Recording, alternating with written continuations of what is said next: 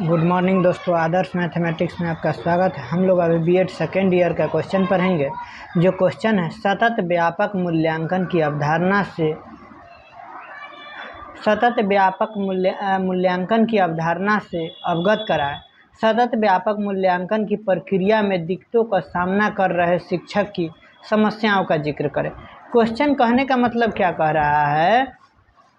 Question है सतत व्यापक मूल्यांकन की अवधारणा को अवगत कराए, यानी जो सतत व्यापक मूल्यांकन है उसका अवधारणा क्या है उससे अवगत होना है। साथ साथ सतत व्यापक मूल्यांकन की प्रक्रिया में दिक्कतों का सामना करे रहे शिक्षकों के समस्या का जिक्र करके जो सतत व्यापक मूल्यांकन में टीचर का क्या क्या परेशानी है उस परेशानी को जिक्र करना है।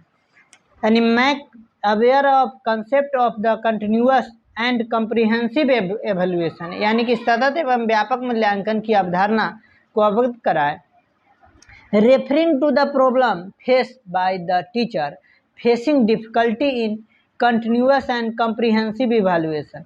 कहने का मतलब सतत व्यापक मूल्यांकन की प्रक्रिया में दिक्कतों का सामना कर रहे शिक्षकों की समस्या का जिक्र करें, यानी टीचर का क्या क्या समस्या है उस समस्या को जिक्र करना है। इसका आगे देखिए, इसका इंट्रोडक्शन जानते हैं, प्रस्तावना कि सतत व्यापक मूल्यांकन होता क्या है। देखिए,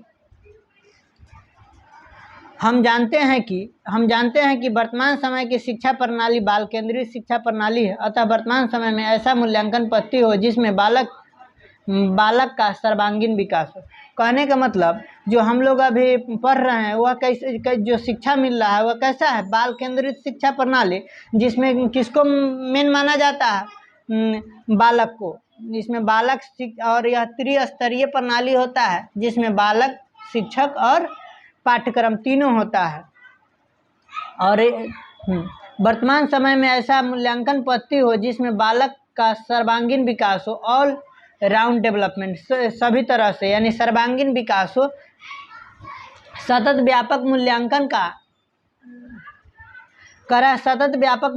का एक ऐसा मूल्यांकन है। सतत व्यापक मूल्यांकन एक ऐसा मूल्यांकन है जिसमें छात्रों के विद्यालय आधारित मूल्यांकन की जाती है। कह रहा है कि सतत व्यापक मूल्यांकन एक ऐसा मूल्यांकन है जिसमें छात्रों को विद्यालय आधारित मूल्यांकन की जाती है। विद्यालय में वह कैसा विकास कर रहा है उसका मूल्यांकन, यानी मूल्यांकन किस रेट से वह विकास कर रहा है, जिससे छात्र के विकास के सभी पक्ष शामिल होता है, यानी जिसमें शिक्षार्थी को अध्ययन एवं अध्यापन करने के साथ साथ उनके अनुभव एवं व्यवहार में होने वाले परिवर्तन को लगातार मूल्यांकन किया जाता है। कहने का मतलब जो बालक जो सीख रहा है, जिसमें छात्र का विकास के सभी पक्ष शामिल होता है, यानी जिसमें शिक्षार्थी को अध्ययन अध्यापन, जो पढ़ता है या पढ़ाता है, पढ़ने पढ़ाने के क्रम में कह रहा है अध्ययन अध्यापन करने के साथ साथ उनके अनुभव, उसका क्या अनुभव है पढ़ने से, उसको क्या नॉलेज मिल रहा है, उसका क्या अनुभव है, एवं व्यवहार होने वाले परिवर्तन, और धीरे धीरे उसका व्यवहार में क्या क्या परिवर्तन हुआ, ये सब होने वाले परिवर्तन को लगातार मूल्यांकन किया जाता है। हम ये भी जानते हैं कि शिक्षण अधिगम प्रक्रिया में मुख्य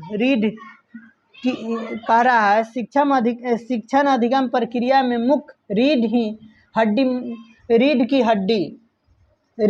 हड्डी की तरह मूल्यांकन को मानी जाती है। कह रहा है शिक्षण अधिगम में प्रक्रिया में मुख्य रीढ़ की हड्डी की तरह मूल्यांकन को मानी जाती है। यदि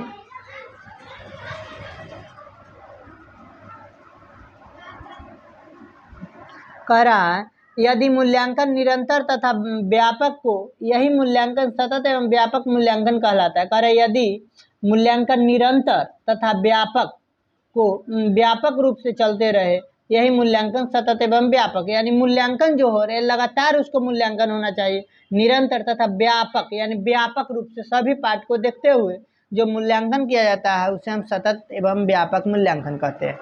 सतत एवं व्यापक मूल्यांकन में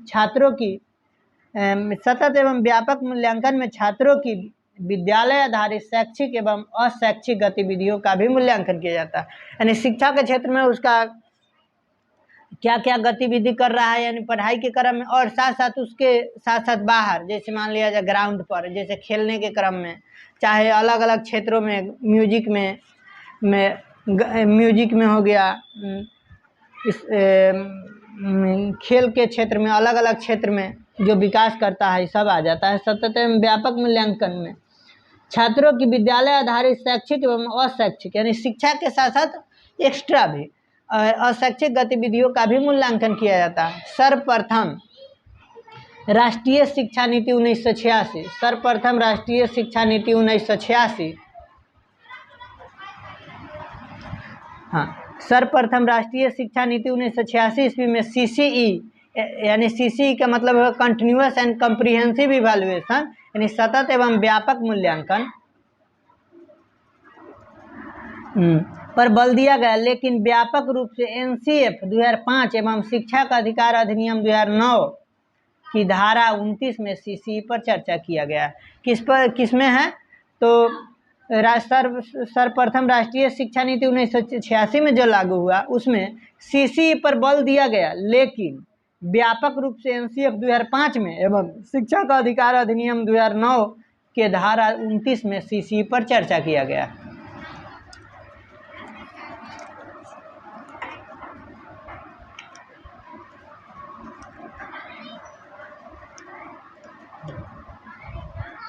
देखिए RTE की धारा 29 के अनुसार, देखिए RTE की धारा 29 के अनुसार मूल्यांकन ऐसा होना चाहिए जो बालक के सर्वांगीण विकास पर बल दे, यानी मूल्यांकन ऐसा होना चाहिए कि बालक के सर्वांगीण विकास पर बल दे तथा इसमें अंतर्निहित योग्यताओं का विकास करे, यानी उसके अंदर क्या क्या उसका विकास हो रहा है उसका भी विकास करे एवं बालक के मन में परीक्षा के भय को समाप्त करते हुए उसका नियमित रूप से मूल्यांकन करे, यानी कि उसका किसी प्रकार के परीक्षा से डर न लगे, इसको समाप्त करते हुए इसका मूल्यांकन करना चाहिए। CCE को भारत में अप्रैल 2010 में लागू किया गया, जो कब बनाया गया था 2009 में, लागू कब किया गया 2010 में। सतत एवं व्यापक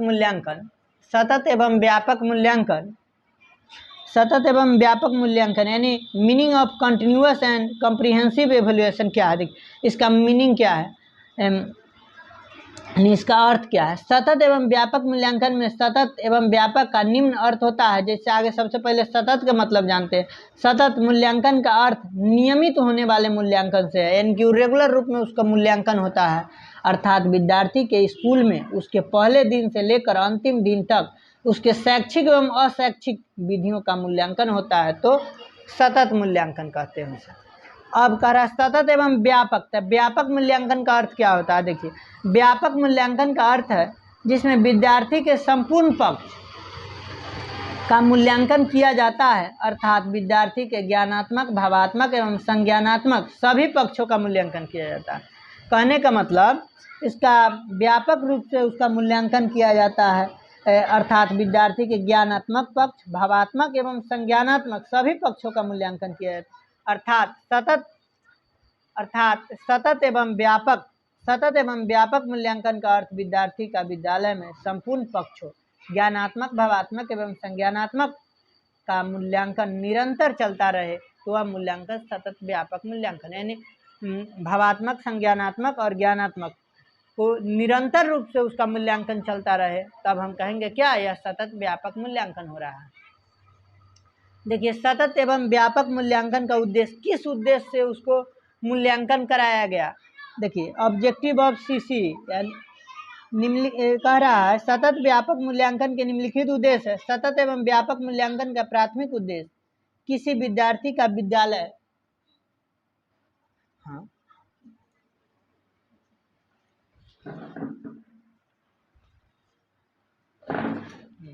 देखिए कह रहा है सतत एवं व्यापक मूल्यांकन का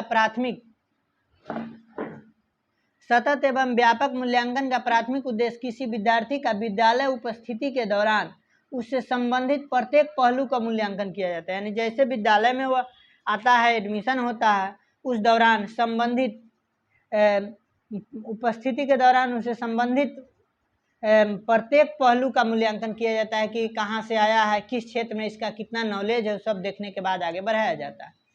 सीसी का उद्देश्य विभिन्न विषयों में निश्चित समय उपरांत बच्चों को प्रगति जानना, यानी कहने का मतलब हर एक टाइम पर हम उसको एग्ज़ाम लेते रहते हैं, टेस्ट लेते रहते हैं। अलग अलग स्कूल के ऊपर डिपेंड करता है, कहीं कहीं मंथली टेस्ट होता है, कहीं क्वार्टरली होता है, तो कहीं सेमी यानी हाफ ईयरली होता है। इस प्रकार एग्ज़ाम लिया जाता है। बच्चों को व्यवहार में हुए परिवर्तन का भी पता लगाना कि बच्चा के यहाँ पर आने पर स्कूल में कितना व्यवहार में परिवर्तन हुआ। बच्चों की व्यक्तिगत और विशेष ज़रूरतों को पता लगाना, बच्चों को व्यक्तिगत और विशेष ज़रूरत को पता लगाना कि बच्चा कितना सीखा है, उसके आधार पर उसको पता लगाना। बच्चों को सीखने में कठिनाइयों को दूर करने के लिए अध्यापन की उपयुक्त योजना बनाना। कहने का मतलब बच्चों को सीखने में कि बच्चा कितना सीख रहा है, उस कठिनाई को दूर करने के लिए अध्यापन की उपयुक्त योजना बनाना। बच्चों में परीक्षा के प्रति व्यापक भय एवं दबाव को दूर करना कि बच्चा को कितना भय लग रहा है एग्ज़ाम से, उस सब को दूर करना, एवं दबाव को दूर करना कि प्रेशर में नहीं, खुशीपूर्वक फ्री माइंड से एग्ज़ाम दे। और स्व आकलन के लिए प्रोत्साहित करना कि हम कितना पानी में हैं, कितना हम ऑब्जर्व कर सकते हैं। कक्षा में चल रही सीखने सिखाने की प्रक्रिया को बेहतर बनाना है, कक्षा में वह कितना सीखने सिखाने के प्रक्रिया में इंटरेस्ट रखता है, उसको बेहतर बनाना। अब देखिए आगे,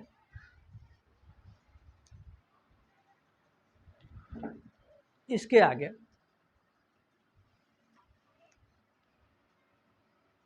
सीसी का उद्देश्य यह भी है कि नकल की प्रवृत्ति को रोकना एवं सृजनशीलता को बढ़ावा देना। क्या कर रहा है? नकल की प्रवृत्ति को रोकना एवं सृजनशीलता को बढ़ावा देना। कोई बच्चा क्या कर सकता है और क्या नहीं, उनकी किस चीज़ों में विशेष रुचि, वह क्या करना चाहता है और क्या कर सकता है, इन सब के प्रति समझ बनाने और बच्चों की मदद करने हैं।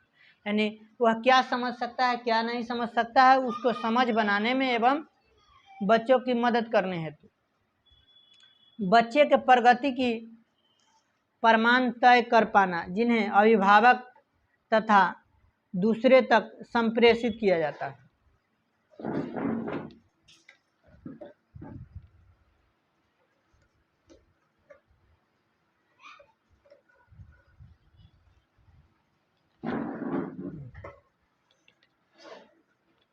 आगे देखिए,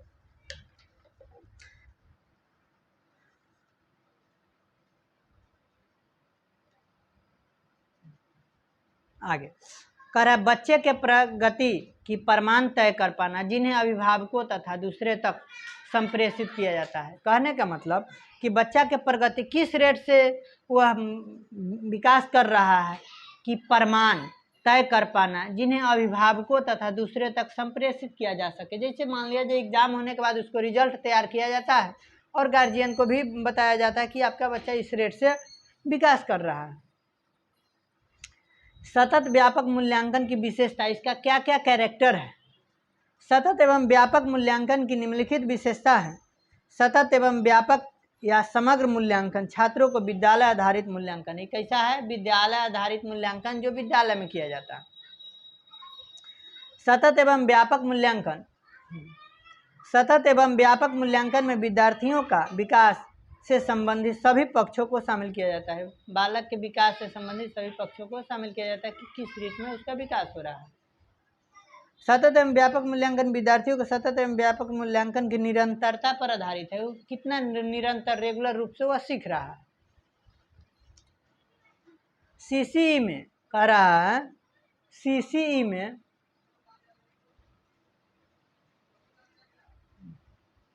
कह रहा है सीसीई में शैक्षिक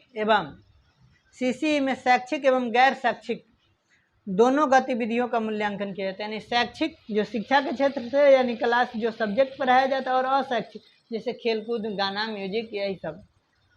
वर्तमान समय में सीबीएसई के सभी स्कूल में सतत एवं व्यापक मूल्यांकन शामिल है।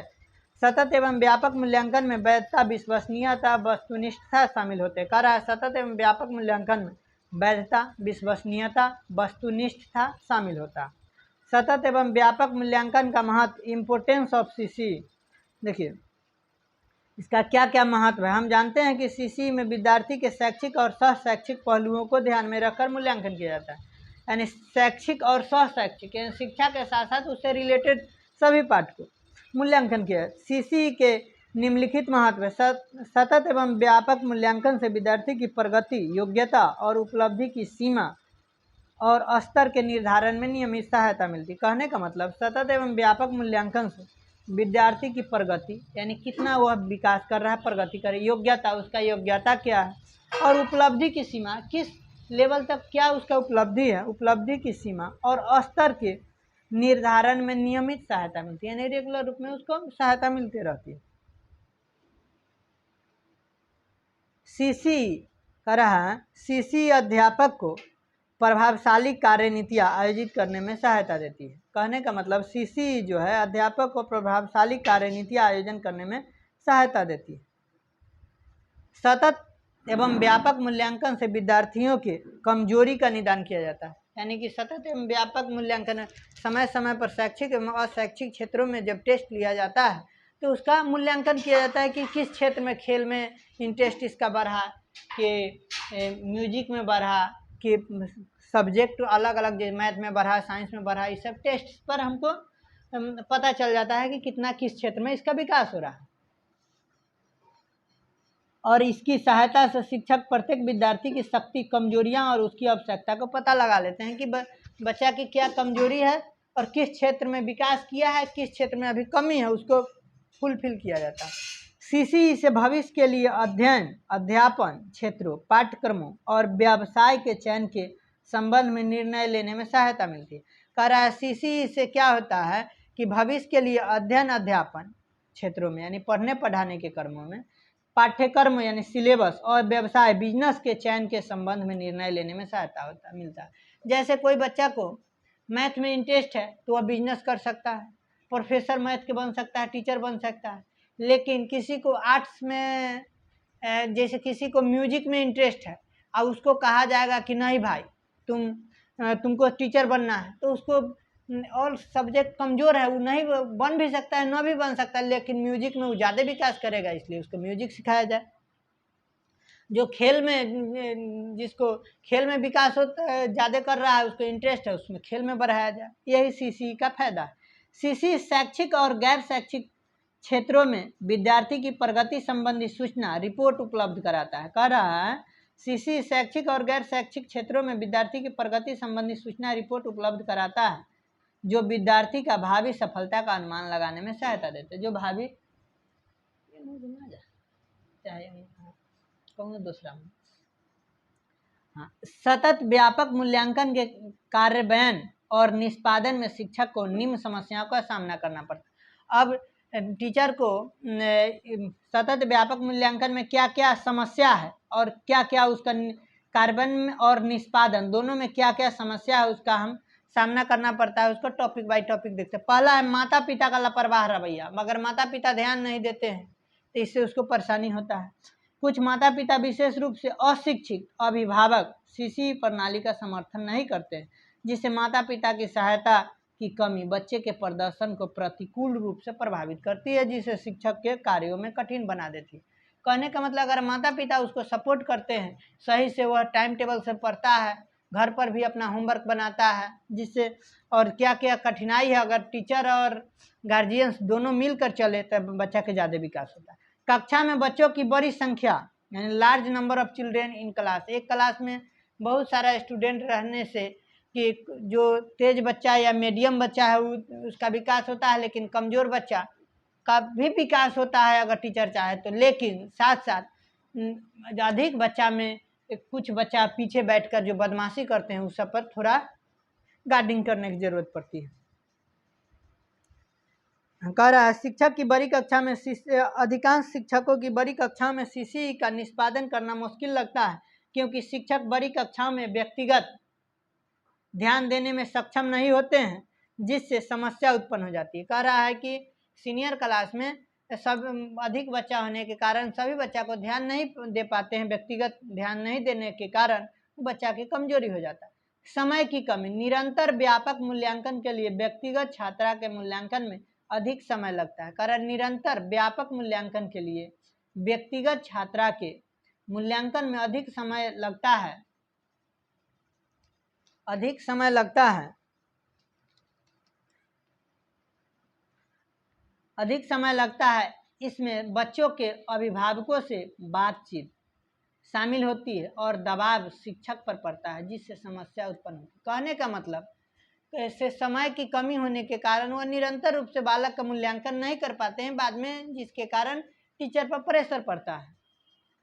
काम की मात्रा में वृद्धि, काम की मात्रा में वृद्धि, छात्रों के पूरे वर्ष कई परीक्षणों से गुजरना पड़ता है, जिससे शिक्षकों का बोझ बढ़ जाता है। क्या बढ़ जाता है? शिक्षक का बोझ बढ़ जाता है। लिखित परीक्षा के तुलना में चेकिंग और परियोजनाओं के अंकन में शिक्षक को अतिरिक्त प्रयास की आवश्यकता होती है। क्या होता है?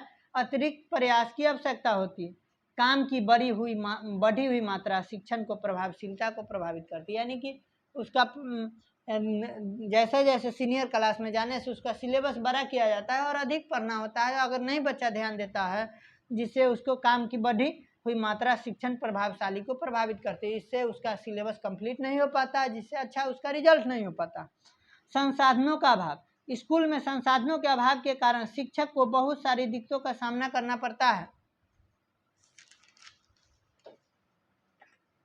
इतना बात पढ़ने से इसका निष्कर्ष क्या निकला? कंक्लूजन देखिए, उपरोक्त विवरण से यह स्पष्ट होता है कि शिक्षा का संबंध बच्चों के समुचित विकास के लिए उसके सभी पहलुओं को निरंतर एवं व्यापक मूल्यांकन अति आवश्यक है। कारण निरंतर यानी रेगुलर एवं व्यापक मूल्यांकन अति आवश्यक है। सतत एवं व्यापक मूल्यांकन बच्चों के विकास के सभी पहलुओं का मूल्यांकन की एक ऐसी प्रणाली है, यह एक प्रणाली है, यह नियमित एवं निरंतर चलने वाली प्रक्रिया है, जो कक्षा शिक्षण अधिगम प्रक्रिया के साथ से चलती है, जो रेगुलर रूप में लगातार चलाया जाता है। सीसीई के द्वारा यह पता लगाया जाता है कि बच्चों ने क्या सीखा, उन्हें सीखने में क्या क्या कठिनाइयाँ आ रही है। अतः सीसीई में बच्चों को उनकी क्षमता एवं रुचि के अनुसार सीखने का पर्याप्त अवसर दिया जाता है, ताकि उसके व्यक्तिगत समुचित विकास हो। यानी व्यक्तिगत अलग अलग बच्चा का अलग अलग क्षेत्र में, जिस क्षेत्र में विकास होता है, इसलिए उसको उस क्षेत्र में ले जाया जाता है। इसी आधार पर देखते होइएगा 10th तक ऑल सब्जेक्ट पढ़ाया जाता है, लेकिन 10th से बच्चा इंटरेस्ट के आधार पर आर्ट्स, कॉमर्स, साइंस ले लेता है।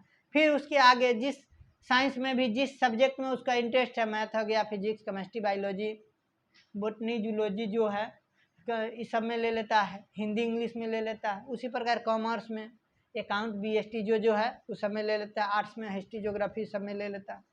तो उसको इंटरेस्ट के आधार पर जिसमें रुचि हो उसका रेगुलर रूप से मूल्यांकन करने से उसका जिसमें रुचि है उसमें रुचि के अनुसार वह सब्जेक्ट चूज करता है, उस क्षेत्र में विकास करता है, जिसके कारण उसका अधिक ग्रोथ होता है। यही इसका आंसर है।